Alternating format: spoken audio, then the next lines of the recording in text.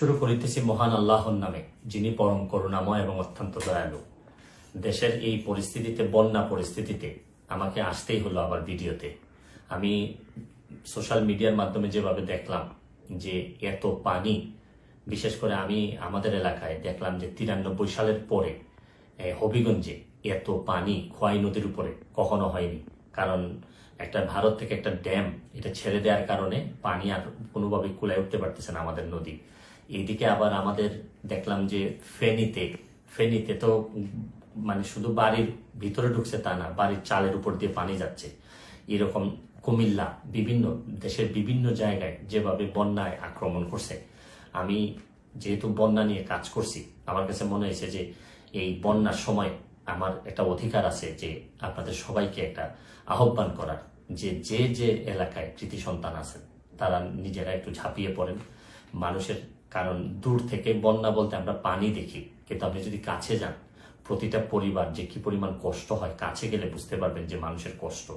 আমরা তো এমনি শুধু থই পানি দেখি, কিন্তু ভিতরে গেলে বোঝা যায় মানুষের খাবারের অভাব হয়, মানুষের পয় নিষ্কাশন ব্যবস্থার অভাব হয়, মানুষের স্যালাইন লাগে। সামান্য একটা স্যালাইন নিয়ে যেতে পারলেও অনেক বড় উপকার হয়। আমি বিশেষ করে প্রধান উপদেষ্টা মহোদয় ডক্টর মোহাম্মদ ইউনূস সাহেবকে অনুরোধ করব যে সারা দেশে, ওনার তো তৃণমূলে কাজ করার অভিজ্ঞতা আছে, উনি যদি একটু ব্যবস্থা নেন এবং মানুষ অনেক বেশি শান্তি পাবে। কারণ আমি আরেকটা জিনিস, আমি আমার এলাকায় নিজের হবিগঞ্জের যারা যারা আছেন, যারা আমাকে, আমার আত্মীয় স্বজন, যারা ফলোয়ার আছেন, তাদেরকে বলবো যে আপনারা যেভাবে পারেন আমাদের এলাকার, অন্তত এলাকার মানুষগুলারে সেভ করার চেষ্টা করেন। আমার পক্ষ থেকে আমি যেভাবে পারি কিছু না কিছু সহযোগিতা করার চেষ্টা করব। কারণ সবাই একসাথে দাঁড়াইলেই দেশের যে কোনো দুর্যোগে আমরা মানুষের কল্যাণ কিছু করতে পারবো। আমরা বহু মানুষ আছি, হয়তো মানুষ একটু বিপদে পড়লেই কাজে আসতে পারি, হয়তো আমরা চেয়ে ঘুরে বেড়া না, আমরা হয়তো অনেক বেশি প্রতিবাদকারী না, বা সব জায়গায় দাঁড়ায় যেতে পারি না, অনেক লিমিটেশন নিয়েই মানুষ হিসাবে বেঁচে থাকি।